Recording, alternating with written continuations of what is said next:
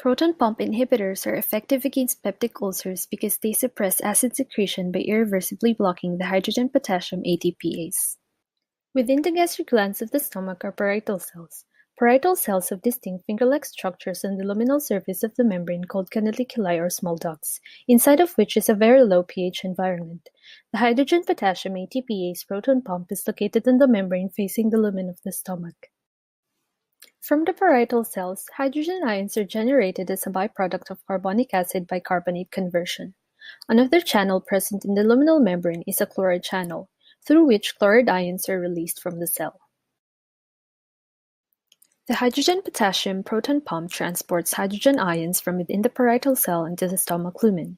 These hydrogen ions will then react with the released chloride ions to form hydrochloric acid in the canaliculus. The buildup of hydrochloric acid results to a low pH environment within the canaliculus, and since having an acidic environment is optimal for the activation of proton pump inhibitors, these drugs accumulate within the canaliculus where they get activated. Activated proton pump inhibitors like omeprazole covalently bind to the hydrogen-potassium ATPase extracellular site. This means that the PPIs will irreversibly occupy the transporters, thereby halting hydrogen ion transport out of the cell. By preventing hydrogen ion efflux, the secretion of acid into the stomach lumen gets directly impeded. The body will also need to resynthesize new hydrogen-potassium ATPase molecules to overcome the irreversible blockade, and in order for gastric acid secretion to return to normal levels. Proton pump inhibitors are used to promote healing and aid in the treatment of various conditions, so let's talk about some of these conditions. Acid reflux. It occurs when the lower esophageal sphincter that connects the esophagus and stomach becomes weak. This can cause acid from the stomach to move up into the esophagus and cause a very painful burning sensation. Chronic forms of acid reflux can ultimately lead to gastroesophageal reflux disease. It is debilitating and painful. Gastric contents and acid constantly flow up from the stomach and into the esophagus.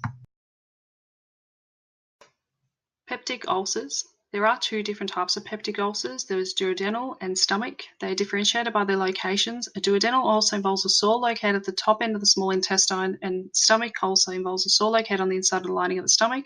If left untreated, they can cause bleeding, which can ultimately lead to a trip to the hospital. Proton pump inhibitors, with the help of a combination of antibiotics, aid in the treatment of Helicobacter pylori, a bacterium that targets the lining of the stomach. It is capable of initiating inflammation and the formation of ulcers. It is hypothesized that PPIs leads to a decrease in calcium absorption, hence decreases bone formation mediated by osteoclasts. It is also hypothesized that PPIs inhibits the ATPase of osteoclasts, hence decreases bone turnover. Renal dysfunction was thought to have immunological basis. Tubular basement membrane might act as endogenous antigens, hence triggers hypersensitivity.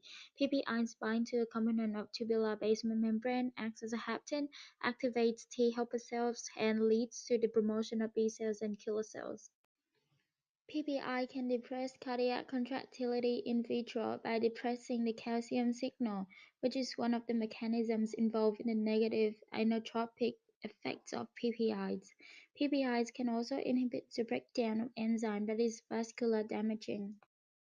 There are three mechanisms via which PPIs are thought to be interacting with some other drugs. The first is that because PPI's activity modulates gastric pH, and this modifies the environment for pH-dependent drugs, such as the drug used for HIV. Secondly, PPIs will also interact with other drugs which act upon a transporter called P-glycoprotein.